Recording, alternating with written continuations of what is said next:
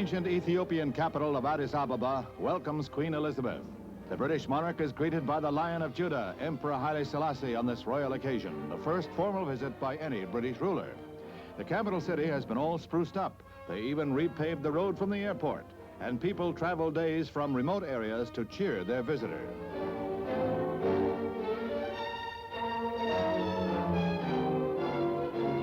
The Queen rides in the imperial carriage drawn by 6 white horses. During her 8-day stay, she doesn't get close enough to pet the palace lions, who are closely guarded and wear hobble collars during the royal visit.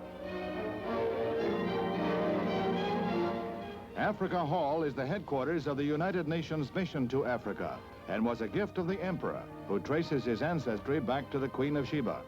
During the war, Haile Selassie spent years of exile in England when the Italians occupied his country. This, he says, has drawn him even closer to Britain. Tribesmen gather from afar to lend native glory to the festivities. These are the same fierce warriors who once faced modern Italian weapons of war, armed only with their spears, and won many a battle.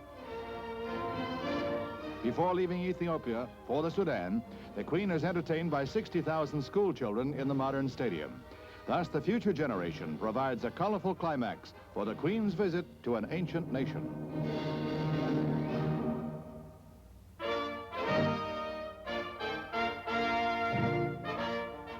The first group of Americans wounded in guerrilla raids on the Vietnam front arrived back in the United States. 8 Americans died in pre-dawn attacks at Pleiku, and 126 were wounded.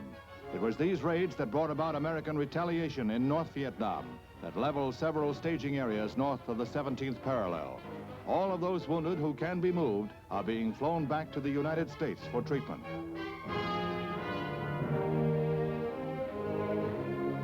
Meanwhile, the first of 1,800 American dependents are returned to the United States. President Johnson ordered their evacuation after the war in Vietnam mounted in intensity.